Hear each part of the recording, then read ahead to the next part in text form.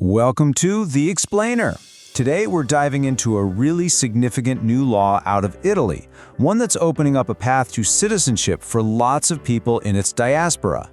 We're going to break down what this new measure does, who it affects, and the whole story behind it. So let me just ask you this straight up. Did you, or maybe someone in your family, lose your Italian citizenship because you naturalized in another country? If that sounds familiar, then you're definitely going to want to stick around because this new law is directly for you. All right, let's get right into it.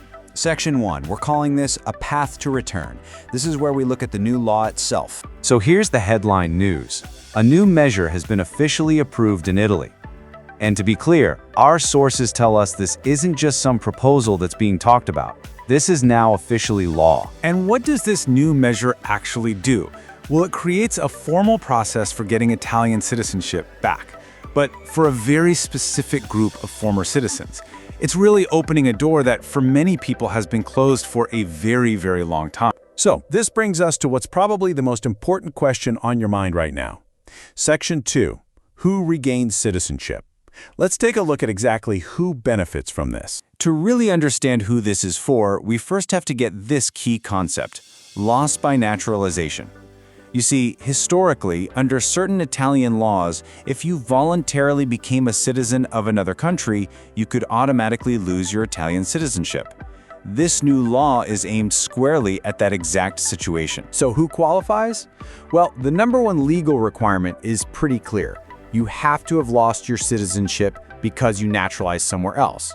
The announcement also frames this as being for those people who, despite the distance and the time, have kept a really strong connection to Italy and are still active in Italian communities around the world. Now, as with any major new law, there's a political story behind it. So in this section, we're going to look at how the people who passed this law are framing it, based directly on what they've said publicly. Just take a look at this quote from Member of Parliament Simone Billi. He presents this new law as finally delivering on a promise that was long overdue. He very explicitly contrasts what his government has done with what he calls years of indifference from previous administrations. The political narrative being presented here really creates a sharp contrast. On one hand, you have previous left-wing governments being described with words like indifference and promises not kept. And on the other, the current center-right government is positioned as the one that takes concrete action and actually keeps its commitments. And to really drive that point home, the statement from MP Billi makes a very direct accusation. He argues that past governments had the political power, they had the time, the tools, the majorities to pass this law, but in his words, they never did. As part of this story of concrete action, specific credit is given where it's due.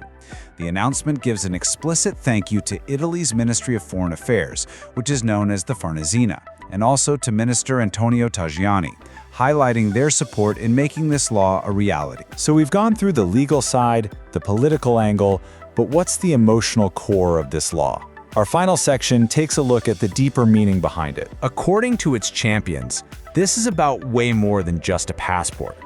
It's being presented as an act of restoration.